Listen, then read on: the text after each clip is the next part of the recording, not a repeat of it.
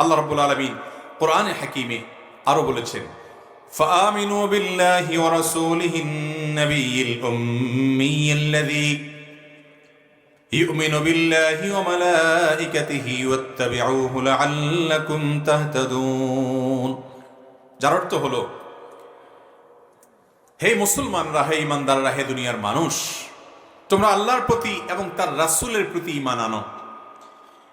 যিনি নবী, যিনি উম্মি, যিনি আল্লাহ এবং ফেরেশতাদের প্রতি ঈমান এনেছেন, শুধু তার প্রতি ঈমান আনবে, বিশ্বাস করবে, এখানেই ক্ষান্ত হয়নি আল্লাহ এটি বলে। এটি যথেষ্ট নয়, বরং ওয়াত্তাবিউহু লাআল্লাকুম তাহতাদুন, তোমরা অনুকরণ করো কার?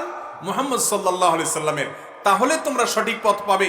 অতএব নবীজি সাল্লাল্লাহু আলাইহি সাল্লামের অনুসরণ ছাড়া দুনিয়াতে কোনো মুসলমান, কোনো মানুষ জান্নাত এবং সঠিক পথের দিশা পেতে পারে